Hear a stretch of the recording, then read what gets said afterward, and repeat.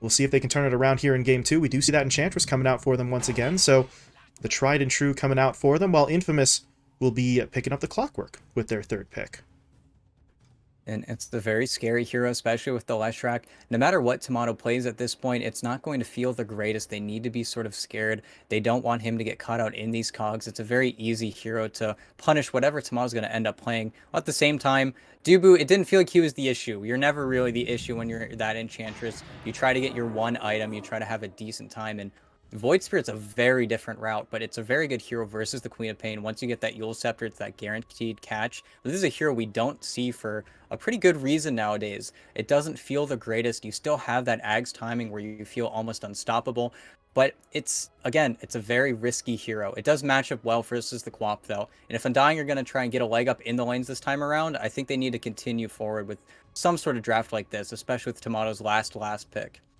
Yeah, and if not for the matchup with the Queen of Pain, I mean, the Void Spirit basically fell out of the meta, just dropped off a cliff in terms of his overall level of popularity. But as you said, against the Queen of Pain, it can still get some stuff done. You've still got that Aghanim Scepter play for the silence onto really both the Queen of Pain and maybe even the Leshrac if you can hit him up prior to some of those spells coming in. So it still has its little sort of niche, I guess we would say, but well, it's still going to rely on Bryle playing it pretty well. But Bryle is relatively sort of consistent and I think reliable on that Void Spirit, regardless of the hero's popularity. So we'll see what they can do with it. In the meantime, though, Infamous, looking at that fourth pick, they could just honestly take a second support here. They've got the Clockwork online already, but do you think they're just going to keep it simple, take that pause 5 hero and save the carry pick for later, or is this the time to sort of spring your pause 1 hero on Undying?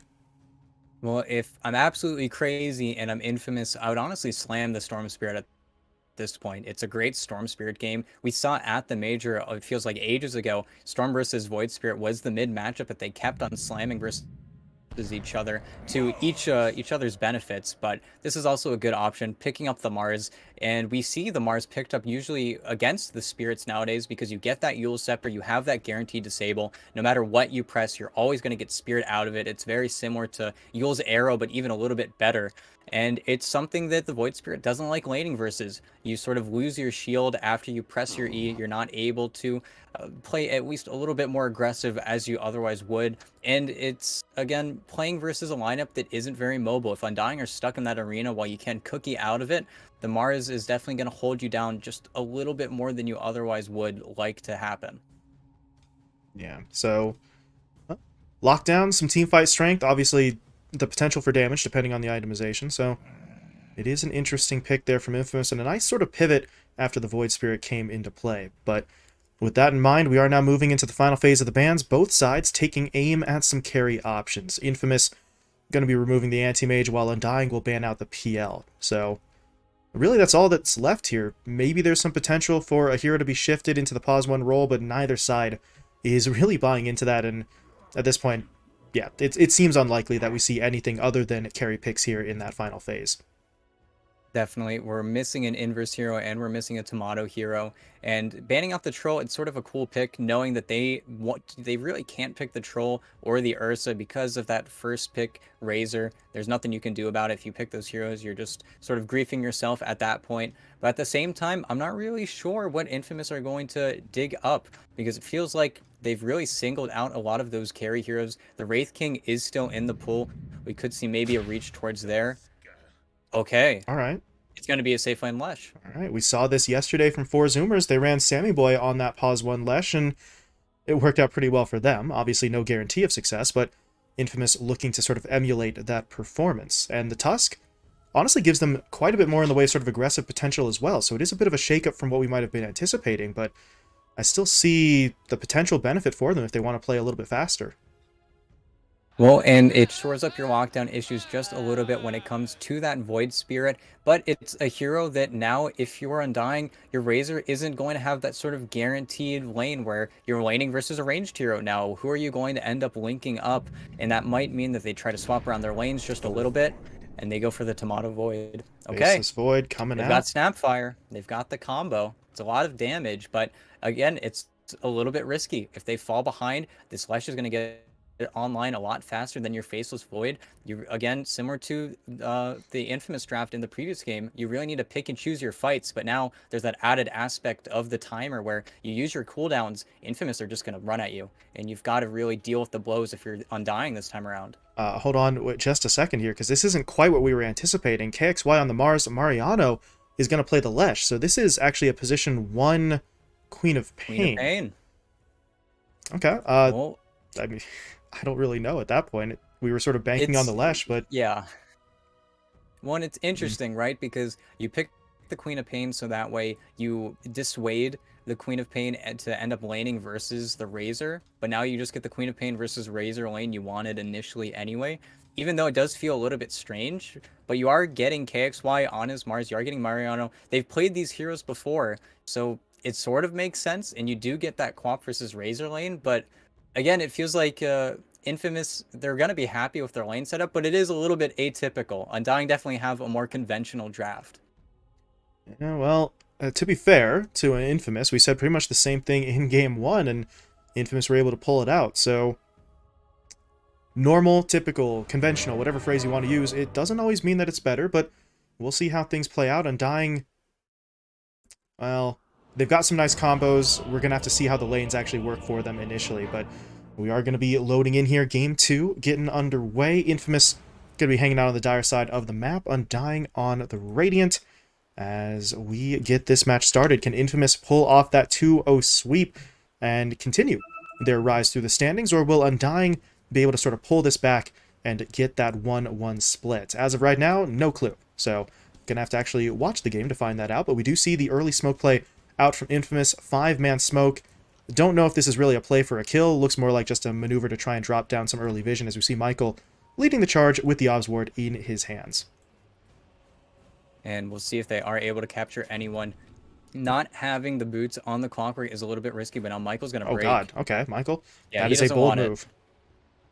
As soon as you see the Enchantress up here, you know it's going to be a little bit scary, and we will see Moonmeander actually on that Enchantress this time around, wanting that Snapfire Void lane, I'm assuming, because you will be able to get a little bit more aggressive, but still, nobody has boots here. If they let themselves get captured, this is a little bit risky. Tag team in, Dubu, nice Cookie to sort of get Moonmeander away, but that does leave him with Cookie scaled up, or skilled up rather, at the start of the laning stage, so maybe that's not exactly what he was hoping for, but at least it avoids that early fight, and the tag team will be put on cooldown for a bit.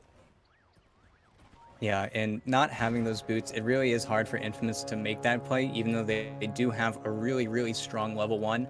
But at the same time, we see Saberlight in that bottom lane. I think if they show Tomato, I don't think they saw him, so they might not be absolutely aware, but you already see the Queen of Pain making moves to end up laning versus that Razor. Not sure if Saberlight's going to TP, he's just going to get mirrored at that point. The Quaps made the right decision soon enough, and we actually see maybe a tri-laning emerge just at the beginning, possibly to get first blood, because Saberlight is going to need some help. This is not a very fun lane for the Razor. And tri-lanes coming out for Undying, as you said. This might just be maybe a quick first blood play. Moon, though, going in with the impetus first, which means he has no enchant, which means I don't know how much they're really going to be able to do here in terms of finding a kill, but they haven't bailed out of it just yet. But now, popping the battery assault. And it's really more of a defensive measure than anything else. That impetus, oof. That is a lot of damage early on here, as the clock is going to have to burn through some regen, but he comes to lane prepared. Look at this man. He had 6 tangos at the start of the lane, so he knew what was going to be coming his way, but at this point he is still getting sort of shoved back here. Although now he's in a position to maybe steal a creep wave. Well, and we see Tomato. He's 4-4. He's got every single last hit. Mariano's been completely zoned off the wave. And this is where, if you're Infamous, you need to call the bluff. Are you going to send the Tusk top to sort of break the silence? And we see the team that really makes the move first is the one that sort of gets ahead always. So while you are splitting XP 3 ways, they've given a lot of the soul XP to Tomato. He's waiting to skill up. And this is a little bit scary because now you're just going to have this relatively free-farmed Void. 6 and 7. Tomato has not missed a beat. I think he maybe gave up. He gave up 1 last hit, but that's because Mariano had to use the Split Earth to get it. So if you're having to commit those kinds of resources for a creep, obviously it's not a great start. And Mariano not even going to get much in the way of sort of relief here in the jungle. He's trying to make his way over, trying to deal with this pulled wave, but even that isn't going great for him. That's another split Earth for only one more lasted. It is a tough sort of run for Mariano so far. And the unfortunate thing is Saberlight is still getting something out of bottom. It isn't the most ideal. We do see Inverse sitting at 9 and 2 as well, but you're not really able to shut him down. The big reason why this Queen of Pain is such a deadly counter versus the Razor is because you start to outlevel him, but since you've been forced into this 2v1 situation, you're splitting the XP on the Quap, so you don't have those high points in Shadow Strike at the earlier levels, so this Razor is feeling pretty okay. And it's actually Undying that are going to break the silence and rotate Dubu bottom, and I think they've gotten themselves off to a really nice start. Michael, gonna have to be careful here. That cookie stun is available. Snowball, though, yeah, that's gonna pull him away. Smarter move. No reason to keep that fight going, especially with the static link on him. So he'll snowball himself to safety and bail out of that one. And now, yeah, they're aware that Dubu is here.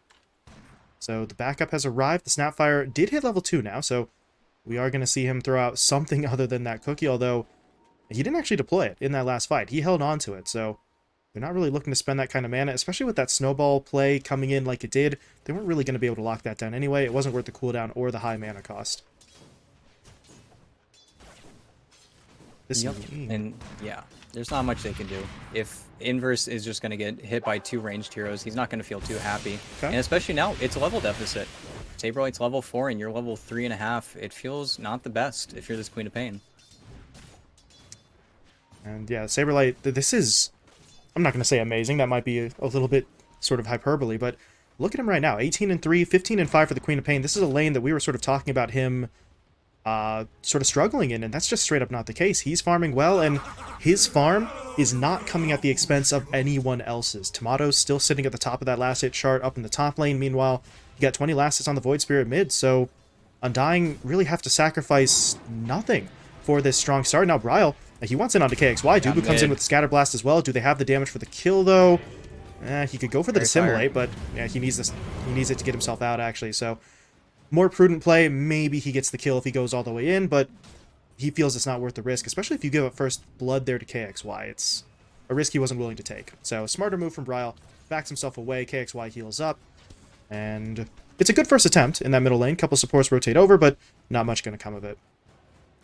And the big disparity is that Void versus Lesh. Mariano, he's finally gotten a creep wave dragged all the way to him from this Clockwork, and we'll see the Clockwork sort of make rotations now. He's got his level 2. He just peaked it up from farming a small camp, but that is where Infamous have really sort of failed. They haven't really been able to get too aggressive, and maybe this bot lane starts to go sour as soon as the clock shows, but Michael might just be dead. Yeah, he tried for that snowball play again. This time wasn't quite able to get far enough away, but Saberlight can't catch up. That little bit of slow actually coming into play, and Saberlight's the one who's going to go down.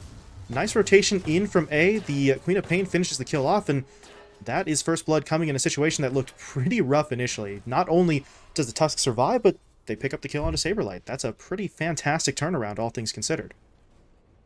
And that's what you need to be worried about, is they didn't see the Clockwork for a little bit. They have a ward that scouted it out, but he walked a little bit towards that medium camp, smoked up, walked all the way through mid. They just had no idea what the clock was doing, and giving space to Mariano, this is exactly what you need for the Lesh to get back into this game. Once he gets Pulse Nova, that's really when the hero, it doesn't matter. Everything up until Pulse Nova, it really, you could care less. And they're rotating actually the Mars up here. KXY does not have a lot of mana though. Yeah, how exactly are they going to do this? He can't even pop the arena right now. He does have the Soul Ring, but this is a little bit scary. Okay, they're going for it. The Spear is going to connect, and Tomato's dead.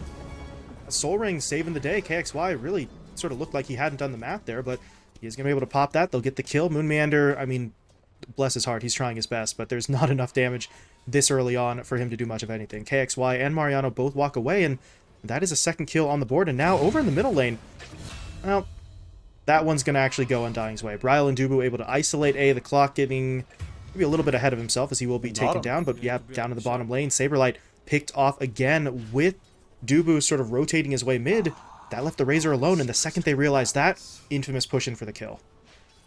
And just popping that level 6 a little bit sooner. And another reason why the Queen of Pain is so effective versus the Razor. The Sonic Wave, you got a 1 damage link off and you're just gone. They're First going in damage is a for little it, bit too much. Yeah, Bryle. Nice snowball. That's going to buy some time. And actually, nope. Okay. Yeah, the snowball's not enough. Bryle jumps back in with that second Astral Step charge. And that will be enough to get the kill. So, Well, Michael makes a nice play there, but it's not quite enough to save his teammate as KXY goes down, and Bryle now up to 2 kills in 7 minutes, excuse me, as he Top. is looking to move his way up to the top lane, or... Oh, he's not going to be needed at all. Tomato and Saberlight just get it done themselves. Tomato, don't take too much damage there. The Edict and the tower shots were still coming in onto him, but he is going to be able to walk away in time, so Saberlight getting himself on the board. 2 early deaths really did set him back, but that kill is going to go a long way towards making up for it, especially as they take down Mariano. You mentioned he was sort of getting himself up to that first power spike, but they kill him off right as he was about to hit that level 6. And that's why we see just the Mars. It's unfortunate. He probably would have TP top with the arena again. And even before, it felt a little bit strange that Tomato sort of let himself get caught at that junction. But now, KXY, they know he's top. They could go for a dive. They have Chrono. They have the Eye of the Storm. And then Infamous are going to need to flood just about everyone. But at the same time, they're trying to kill Dubu bottom. I think they know he doesn't have a TP. Can they actually see But him, he's got though? himself in a good outcrop here. They don't have... Yeah, they got him. Oh, well, now they see him. Yeah, okay. Eventually able to find that one as Dubu really has no way out here. There wasn't even a cookie to then get him out of that situation. So, Infamous pick up the kill. They pick up the tower as well, but over in the north side jungle, what is going on here? KXY still on the run. Bryle going to push forward with the Astral Step into that Revenant, into the Dissimulate. Nice bit of damage. And Chant now coming through from Undying as well, but KXY will turn around, throwing down that arena, waiting for the reinforcements. As Mariano will arrive, Bryle just needs to try and get himself out of here, but at this point, he's too far in. He's just going to go for the kill. He does manage to get it, but he's taken down immediately, and now Moon. Nice invis. Is there any detection? No, not really. Neither one of these two cores holding on to much of anything. A doesn't even have any himself. That would have been the biggest brain play I ever would have seen if he'd have somehow gotten that cog play, but it's not actually going to work. When you can actually see when you are hitting Invis heroes with that Pulse Nova, so it would have been relatively obvious, but they're flooding TPs. Michael got wind of everything. Oh, boy. Good scouting there from the Tusk. Where were those... Oh, he's trying to get the vision, but he's not going to get it in time. The stun comes through, so the snowball won't follow it up, but if it worked, he would have looked pretty damn smart, but Saberlight's going to be able to pick him off there as the Razor grabs his second kill, and now we've got multiple heroes still hanging out around this middle lane. This could turn into some sort of secondary engagement. Moon and Bryle sort of eyeing this one up. That tree line's been completely wiped through, so they know Infamous can't exactly hide anyone in that particular zone. And I think at this point, Infamous don't really want this. A, though, okay, never mind. He wants it, but it's not going to go well. What's the play there? If you get the creep, that really doesn't benefit you much, and you sacrifice your life for really nothing. That's just kind of a weird one. And he tried to... It was strange because he really just died for the Wild Wing Ripper to stop the tornado for the siege mid, and they're trying to get some play going here. Maybe Dubu goes down. It's a nice... I'm not sure. Nice spear for damage, but no actual stun. Where's that snowball going? Nowhere. As Bryle jumping in, diving the tower, he's going to get the kill, and now steps his way out. Can he actually fall back entirely, though? At this point, he's almost completely out of mana, but nice play from Saberlight coming in with that plasma field. It is max level as well, so that slow really just prevents any sort of follow-up. Infamous getting sort of turned back here, and we are beginning to see Undying pulling more and more away from their opponents here. That net worth lead up over 1k here for the first time in the match, just past that 10-minute mark. Well, and their active heroes are a little bit too low level. There's been so much action mid. Tomato is sort of getting to pick and choose his fights. He's been the one that hasn't really been showing up until now. They're trying to smoke, get something done with his Chrono. They saw him last in the bottom lane on the Infamous side, so they could be making the call, but if a Chrono goes down on 3 heroes, like I said, they're sort of level starved, so the response is really going to feel like a whimper if they are able to get a fight in the next 30 seconds here. At this point, though, I don't know, Tomato wants something, but he's also, what, 700 or 800 gold away from finishing off the Maelstrom, so a Chrono here would be nice, but maybe just pick up that first damage item and then you go in for it at this stage, because he's spending a lot of time looking. Oh, they're going on the Mars. Does he have it? Yes, he does. Chrono comes in. What do I know? They're going to land with that ult into the Mortimer Kisses. And yeah, who needs to wait for a Maelstrom when you've got the backup? They will find the kill. KXY taken down, and now they're in onto the tier 1 tower as well. And it's so seamless. The big reason that they make that play is because of the card coming into the mid wave. They know that any kill is going to lead to that tower, especially seeing both supports splitting in the side lanes. Just Infamous showing a few too many heroes, and they definitely get punished for it. Now it's going to be up to Inverse to sort of make plays on this Queen of Pain. He has the Witchblade. I think he needs to start really getting a little bit more active, because right now, Undying are sort of starting to outpace you. And A's gone again. He's dead. The delayed damage from the Astral Step will bring him down. KXY He TPs himself in, but it's far too late. Ooh, But Saberlight. can Saberlight get out in time? No. He's going to get that stun cancel, or excuse me, TP canceled by the stun into the spear as well. He does still have some wand He's charges. quite He is going tanky. to pop them. Can he actually fight his way through this? There's no damage coming out from KXY. It's all being sapped away, but now in comes Mariano. Pulse Nova active, taking down Saberlight. They want Moon as well. He is healing up, though, with those Nature's Attendants, so they're going to need a little bit more into way of lockdown, but Michael not in a position. There it is. Okay, Snowball coming in. He's going to pull his teammates into it. Moon Meander in some trouble. Dubu, though, coming in with that cookie, but Moon is still in some trouble. He has to sidestep the shards. Oh, wow. Dubu, though, that's a bold TP, and he's not going to make it. Mariano locks him down with the Split Earth, but I suppose that gets the Enchantress away, but you sacrifice one support for the other at the end of the day. And while it doesn't feel the cleanest, we do see them just immediately run at that mid tower. They should have it with the Lesh. Yeah, they're not even going to... They will use the Edict, I suppose, at the end of the day, but they need a few more levels. Good Yeah, play they're from looking for Bryle. Bryle, but they can't catch him yet. Dodging out the spear with the Dissimulate. Not able to save the tower, but at least he keeps himself safe from any sort of follow-up. And in the meantime, we are seeing some items coming into play here. First couple of, I'd say, major items being picked up. Bryle has that Yule Scepter online. The Maelstrom was finished off by the Faceless as well, as they're actually going to use that Yule's right away. Jumping in onto the Clockwork. KXY, though, no arena, but he's sort of waiting and watching. Not going to go in, though. He was looking to see if he could save his teammate, but it wasn't really going to be worth it without the arena play to really secure any sort of retreat. So Bryle is going to be able to pick up that kill. 5-1 now on this Void Spirit. So if we're looking for sort of active heroes on the Undying side, he has been sort of living up to those expectations so far. But we don't see that Agnum Scepter play coming out from him just yet. Instead, he's going to look for the BKB first. And it makes a lot of sense. You have to be a little bit scared of that Leshrac. You really limit all of his damage once you do get that BKB, and you can stand very strong and proud in these fights. I think Moon's gone. Yeah. Queen of Pain Moon's gets in there up. for the Scream, able to pick that one up. Most of the heavy lifting done by the Mars, but they will hand that kill over to the position 1 Queen of Pain in the end.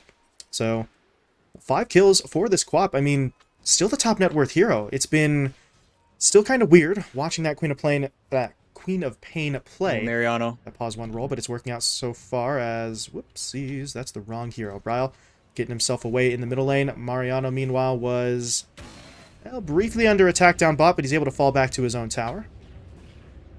And they want to sync up again. They want to use the Mortimers plus the Chronosphere to get another free hero pick. Of course, they would love if it was going to lead to something, but farming up now, they're, just going to immediately smoke up. It's just a crazy, stupid, simple play to make. If they can find the Queen of Pain, that would be ideal. They might just, A's got really good positioning. He just broke fantastic. Tomato's smoke. Yeah, Tomato not nearly as sneaky as he wanted to be. Saberlight's going to pop here as well, so this smoke is not exactly what they wanted, but they do now group up in the middle lane. They're going to basically dare Infamous to push into them. As of right now, Infamous, I don't think they have the numbers for this. And yeah, they've spotted KXY in the jungle. Smart play, getting himself really out of the area before anyone comes looking for him. So at this point, Undying, I mean, they're doing a lot of movement around the map here. None of it has actually resulted in any kills, though. And while this is going on, Infamous, for the most part, are just trying to sort of take advantage of this time. They're farming up on their cores and hoping to sort of make progress towards those next major items before that next fight breaks out. Yeah, and up until that Orchid on Queen of Pain, they are going to need to be a little bit cautious of this Void Spirit. They really don't hold a candle to him unless they're able to dump absolutely everything on him. They need to hit at least 2 or 3 stuns, and then maybe there's a chance that he falls. But they're going to keep on flaring. I think that Ancient, if they keep on seeing Tomato farming in the triangle, they can make these plays on the bottom side of the map with relative ease. If they catch Bryle and Dubu, that would be ideal. But They're in onto Saberlight, hitting him up with the Yules into the spear stun. And I think they've got this. The Mortimer Kisses are coming in defensively, but it's not really going to be enough. Saberlight will still fall. Bryle, though, is into the engagement. They've caught out A here, as he sort of, traps himself up in the cogs. Will be taken down as Bryle finds that kill. Meanwhile, Tomato, further to the north, was able to take down Michael. No Chronosphere committed. He just gets it with the damage. So Infamous will lose 2 of their supports. They did get Saberlight, though, at the very start of that fight. So yeah, gold-wise, it looks like Undying are going to be favored, but that's still a nice pick-off initially onto Saberlight. They just sort of lose cohesion there on the back end. And you didn't have to use your Chronosphere. You can still feel pretty confident.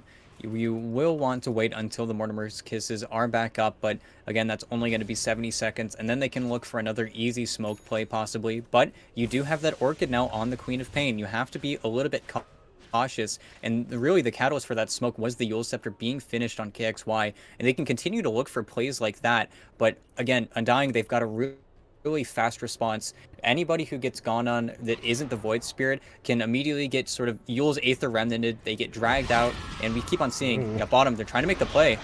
That Yule They have Scepter the will come spear. out, though, but the Spear is there in time. They're going to lock him down. Can they actually keep him locked down, though? Not really. Bryle, jumping... Oh, no. Jumping away once, but he whiffs on the Sonic. And Bryle, okay, he's still dead. Michael comes in there to sort of clean up the mess, but that got a little dicey for a moment. Sonic Wave deployed for no damage, but everything's okay in the end. The panic is over, they find the kill, and all is well. Missing out on a hook shot onto Saberlight as well. It was completely blind, but still would have been another freebie for them. And it's unfortunate that Bryle goes down, especially going for this BKB. Sometimes when you see the Void Spirit going down, he might switch up his build, decide for something else. Because if you get an Ags on the Void Spirit, as soon as they go on you, as soon as you go down from the Yules, you'll always be able to get that Resident Pulse off and sort of silence all the heroes trying to kill you. At that point, they need to have BKBs of their own, and that's where we'll see this Quap get the BKB. It is Quap's rule. Quap needs BKB at all times. If you blink in, you're going to die, plain and simple. And to that point, we haven't seen Tomato get active again, and I think they really need to leverage his hero some more because they're starting to fall behind a little bit with these plays in the side lane. Saberlight is not gone for that super farm build on the Razor either. We're not seeing the Boots of Travel. He's got a Blade Mail on himself, so they're definitely a little bit more fight-oriented this time around. Yeah, as you said, they're building towards more of a fight-oriented lineup, but they haven't quite been able to put together the kind of fight that they want, and earlier on, yeah, maybe you can say Tomato might not have the damage to get the kills himself in the Chrono, so that might have been part of the hesitance. But now, he's got a Yasha, he's got a Maelstrom. He might just be able to pick someone off in the Chrono without the backup, but at this point, you have the Mortimer Kisses back up, so I am a little bit surprised that Undying aren't maybe trying to be a bit more proactive in terms of pushing their way out and looking for this fight. In fact, it looks like Infamous are going to be the ones to bring the fight to them. Saberlight will be jumped in on. He does pop the Blade Mail, though. And now here it comes. Chrono. No, he's stunned. The hook from A is going to shut that one down. The Chrono is still there, but it's too late at this point. Tomato has to back himself off. They are going to be able to find... actually, nothing at this point. No, Mariano will go down. Moon Meander and Bryle able to get in there for the kill, but that is not what they wanted. Tomato gets the Chrono off too late, but... KXY? Forgetting about the extra damage from the Impetus as Moon takes him down. So it's actually turning in Undying's favor, believe it or not. Bryle's able to pick up the double at the end, and that turns into a 3-for-1. It looked like that fight should have been terrible for Undying, but they do still manage to pull something out of the hat. And it's sort of a testament to Mariano's build. If you chrono this last track while he has Pulse Nova on and the Edict going, Tomato does need to be genuinely careful. That's why he did not itemize towards that Mask of Madness. Otherwise, there would be a big risk of him dying pretty much at all times. And once he gets this Manta style, he can be a little bit more carefree whenever he jumps in. But the fight definitely turns on its head. They need those BKBs. They need to be a little bit more cleaner with their get in and get out. What a hook shot from the Clockwork. If he doesn't land that hook, it's a simple 3-man chrono. The kisses are going to rain down. That fight goes way worse for them. Absolutely. I mean, well, here's his reward. As Moon Meander's just going to run. Oh, not going to be able to finish him off. Nice okay. Deck. But yeah, it still ends up being a solid fight for Undying. But as you said, without with that hook to sort of cancel or prevent the initial chrono, they just get completely wiped out there. So it wasn't enough to turn the fight in their favor, but A is doing everything in his power to try and bail his team out. Unfortunately, they are still suffering casualties now, as we see Saberlight able to grab himself that kill in and around the middle lane. But now Moon, that looked weird. Hook shot into Spear. And this actually kind of messes with the positioning a little bit too much. That is a unfortunate sort of interaction between those two spells, as Mariano just going to TP himself away and KXY has to fall back.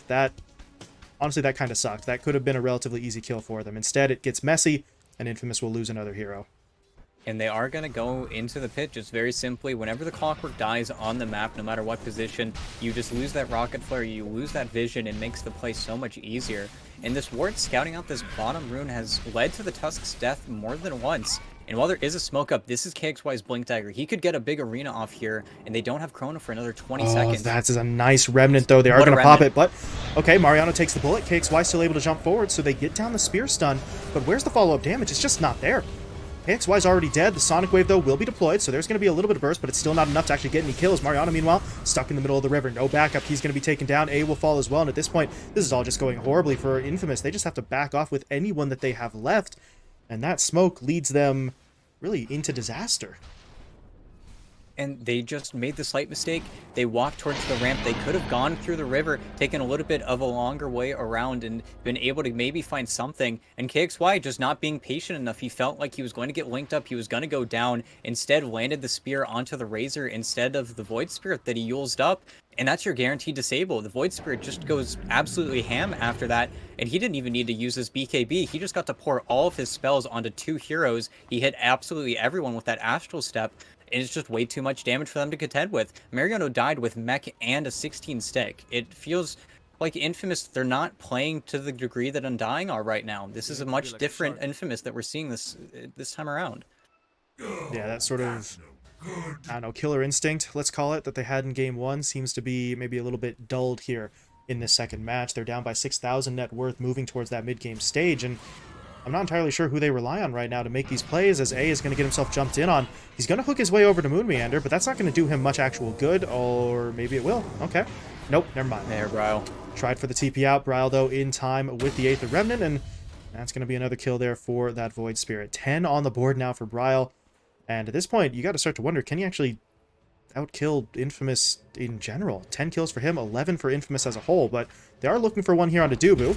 Nice spear stun, going to be able to cancel that TP, and that is going to lead the Queen of Pain into the kill. So it's maybe not the greatest of plays for them, but it is going to be a trade as Bryle's going to jump in. Can he get the Queen of Pain? He can with Tomato there to help.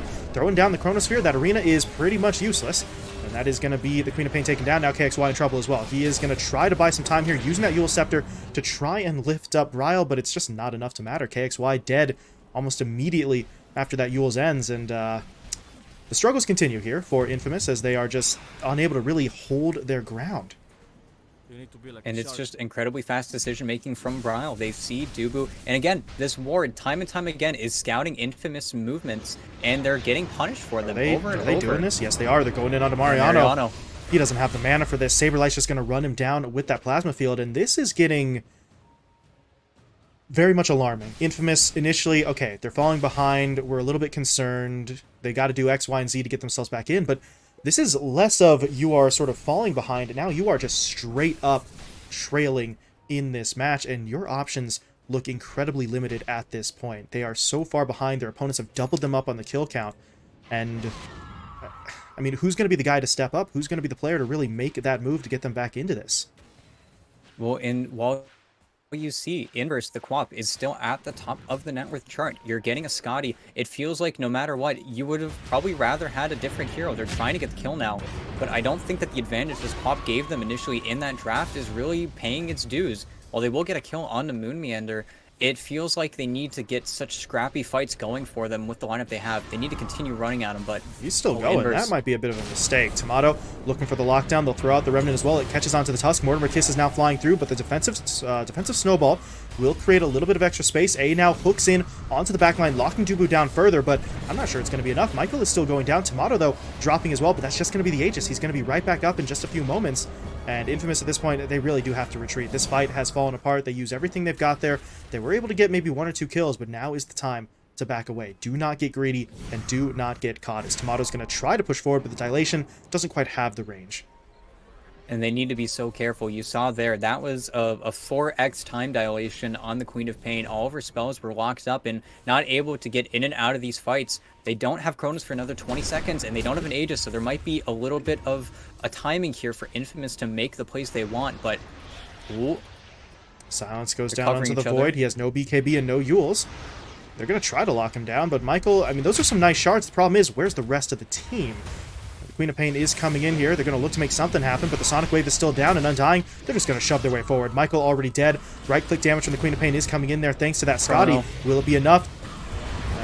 Well, for now it will be, but Tomato, there it is. Yeah, Chrono will be deployed, catching out too. They're going to try and bring the Queen of Pain down first. The Impetus shot's coming in from Moon. That is going to be enough to get that kill, and now, if you're Infamous, you got to be careful. Bryle, though, off to the east, looking for a fight of his own. He's going to be able to take down KXY, and all of a sudden, that leaves Mariano and A by themselves. I don't think they can make it out of this. A is just going to get hit up by the Impetus. He'll be taken down, and now the Leshrac is really the last man standing, and he's not going to be standing for very long. Hit up by that Remnant once again. Tomato coming in for those time lock bashes as well, and that is going to be the full 5-man wipe. Maybe a little bit delayed, but they get the job done. 5 kills and only 2 heroes sacrificed on the Undying side.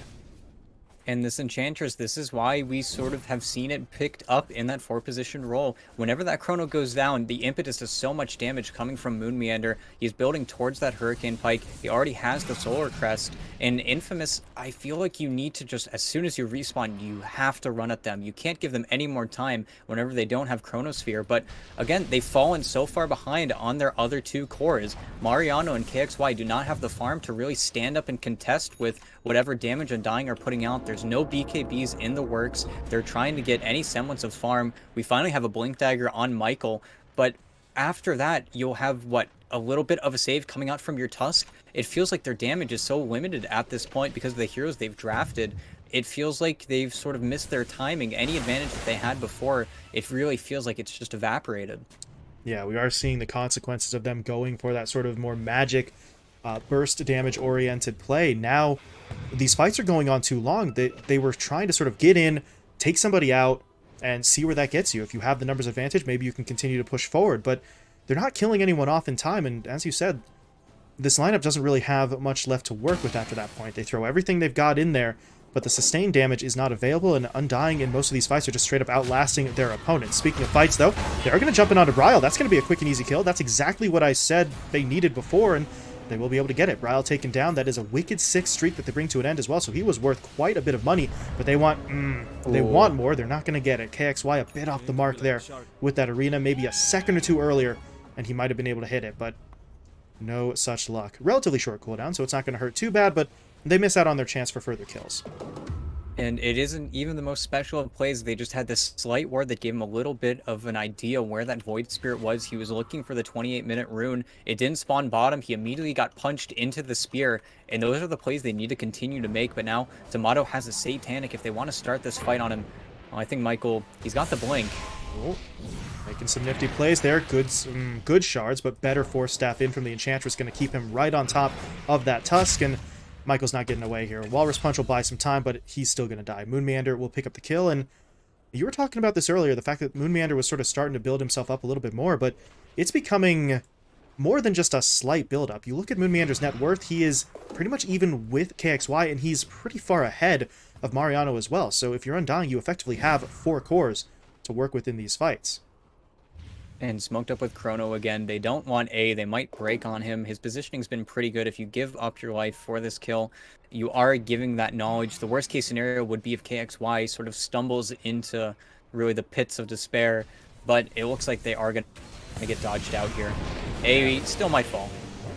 Okay. Nice force play, getting himself out of his own cogs. He's going to walk away. KXY, though, he has wandered in a bit, but he does still have the Invis rune to protect him. So unless there's a Tection out from Undying, he should be able to sort of sneak his way through, but they do have a sentry up on the high ground, so KXY's got to be very careful. Going bottom. As, yeah, down bot, what's going on here? Bryle going to jump in onto, well, okay, not jump in onto the Queen of Pain. Hits her up with the Yules into the Remnant and uses that opening to basically back himself off. Now, KXY, is he still hanging out? Yes, he is, and his Infus has popped, so they see him. Hit him up with the time dilation. Tomato, is he willing to commit the Chrono for this? No. The KXY is going to be able to blink himself out of there, so he sticks around for quite a while, won't be, okay, maybe will be punished for it. Bryle going in with those Astral Step charges. They're going to look for the fight.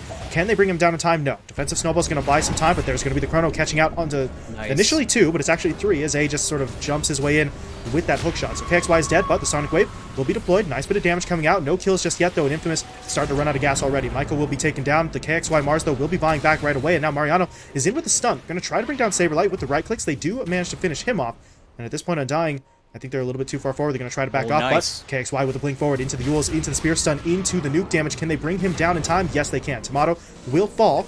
A is going to have to sacrifice himself, but at this point, this is looking like a pretty solid trade-off. As Mariano still pushing his way forward.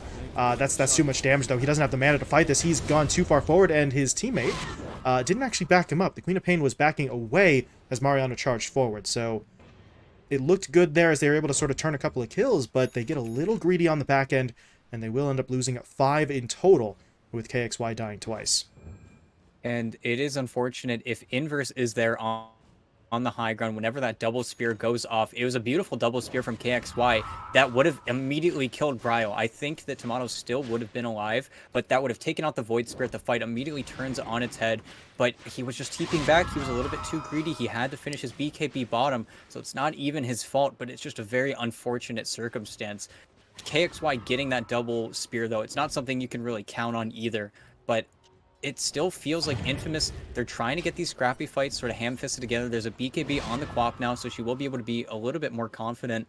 I'm not sure if she's still going the Ag Shard, though that is a pretty interesting way to build this hero. It still is an incredibly hard game for Infamous, and with Roshan respawning, it feels like whenever Roshan respawns, the team that's ahead, it always forces you to fight them around there, and I don't know if Infamous will have the relative strength to take that fight. I think if they get dragged towards the Roshan pit, they're just going to end up losing another team fight, another Aegis, and with Shard Cheese, it might just be too much for their base to handle. Yeah, very much got to be careful. There's so much that can really swing off the back of a single Roche attempt, so I don't know, if you're Infamous, you can't let it go, right? You can't, I don't think you're comfortable just straight up giving up Roshan, but if you take the fight and you lose it, then you're almost in a worse position than if you had just not contested it at all. So, bit of a catch-22 here. We'll see what they do. But yeah, Tomato's going to get through this pretty quickly. Double damage rune up. They've got some armor reduction coming in now as well. So if there will be a response from Infamous, it's got to come in the next 10 seconds. Less than that even. Wow, Roche is just straight up gone. Yeah, and we'll see who ends up taking him. I guess when Tomato takes the reverse Ags, yeah, the reverse time leap is just, it's so strong. Just always able to get in and out, or even get out and then just reset, stay on the same person. They're all coming for these heroes bottom. Holy cow. Yeah, they are going all in for this one. Bryle just leading that charge. Can he get in? Yes, he can. Able to hit up onto Michael. They've got him silenced up. Can they finish off the kill? Not just yet. Snowball will be deployed. Michael's going to try and draw this out for as long as he can, but the end result is still the same. Saberlight will bring him down. Undying find the kill. However, Michael's sacrifice is going to get the Queen of Pain out from that sort of rough situation, and said Queen of Pain is holding on to a TP, so she could just get herself back to base right now, or she could continue to sort of farm up in the south side jungle. This does feel a little bit risky, but as of right now, no one's looking for her. So this play feels a bit greedy, but it could pay off. Oh, look at that. The couriers. Yeah, the couriers are all going down. But with that ward, she feels pretty confident. She wants to get the waves in as much as she can. At least make this tier 2 bottom feel a little bit worse. Ooh. There's an Ags on Tomato as well. He's just playing with KXY mid. Yeah, so obviously the reverse time walk does not proc the Aghanim Scepter play, but the initial one certainly will, as we see right there. Gonna get hit up by that bash. No way for him to get out, and now Undying, they're just gonna charge their way onto the tier 3. They're turned back momentarily, though. As, oh, is Bryle gonna go for this? He had another charge on the Astral Step, but he's more interested in cleaning up the creep wave, trying to prevent the damage onto his tower as opposed to chasing after the kill. So, gotta like the discipline on that play. Meanwhile, KXY, he is doing his best ward impersonation right now, hanging out on that cliff, but he is going to be just fine as well. TPing himself down bot, where his teammates are maybe looking to push their way forward. Can they catch up to Saberlight? And if they do... Looking for the Quap. Oh, can they get the damage? Tomato, though, already going to sort of make his move, pushing in. The Queen of Pain will be able to blink away, however, so no initiation just yet, but now Saberlight is in with the static link onto that snowball. He's actually just as fast as the snowball itself, so Michael can't get away with that snowball, and Saberlight just straight up picks up another kill. And it's a good idea.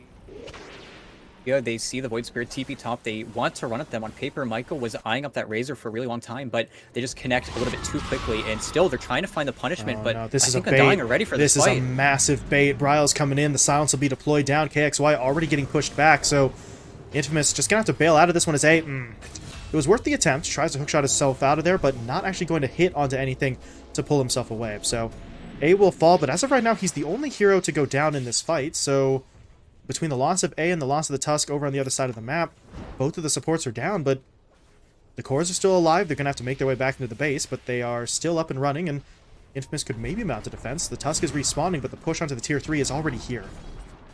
Yeah, they glyphed the creep wave before because KXY was trying to cut it. They weren't going to let it happen a second time.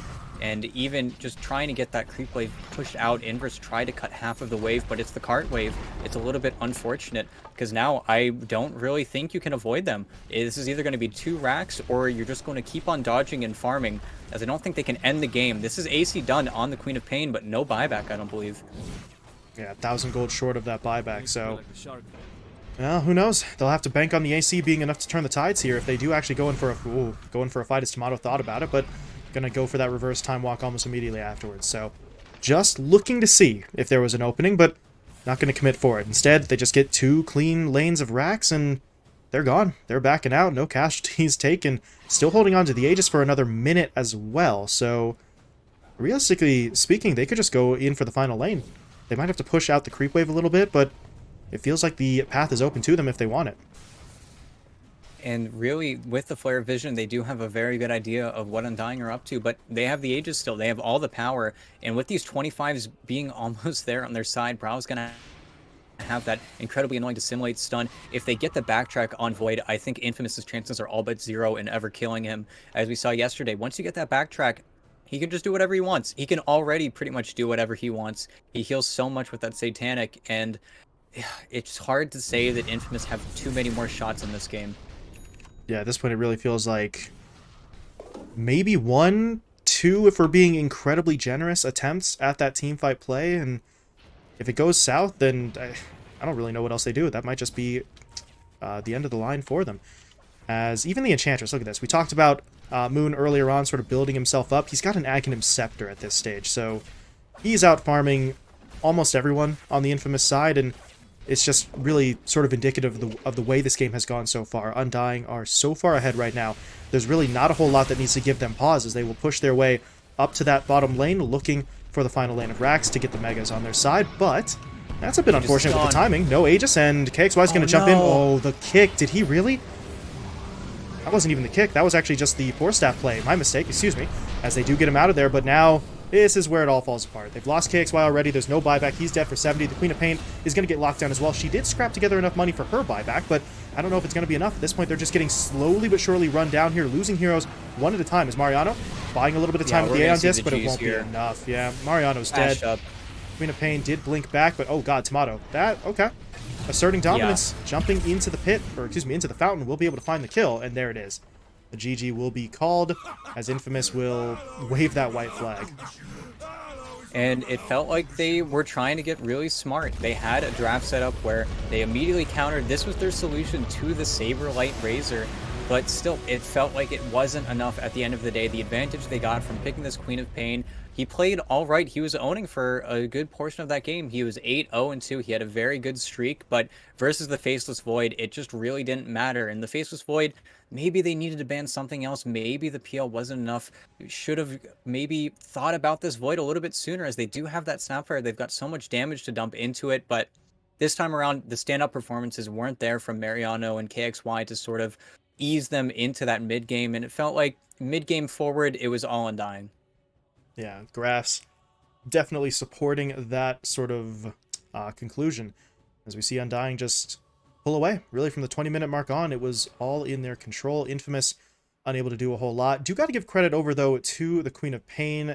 That stand-in, a fantastic individual performance. 12-4-4, obviously a little bit unorthodox with the Queen of Pain playing the 1, but I don't know what more you can expect from a stand-in sort of being pressed into service here in place of your usual carry player. So, got to give him credit. He does everything in his power to sort of try and keep this team in it, but the rest of Infamous just couldn't seem to find really much to go on. So, we were wondering how Undying would bounce back after suffering that first defeat. They looked like a team playing pissed off. They are upset with losing that first match. They certainly showed it in this second game, as they just completely controlled the second half of that game. So, 1-1 draw in our first series of the day. Infamous and Undying both putting a point up on the board. And with that, we are done with this initial series. But now we move on to another match that's going to be featuring an undefeated team. It is 4 Zoomers, who are going to be facing off against D2 Hustlers. 4 Zoomers, perfect 4-0 record to this point, just as Undying had at the start of the day. We'll see, though, if the D2 Hustlers are going to be able to sort of chip away at that armor a little bit. First appearance of this group stage for them. So that one should be coming up in just a little bit here. We'll see just how long it takes to get the teams in and ready to go. But D2 Hustlers versus 4 Zoomers should be coming up in just a little bit. So stick around, and we will be bringing that matchup your way just as soon as we can.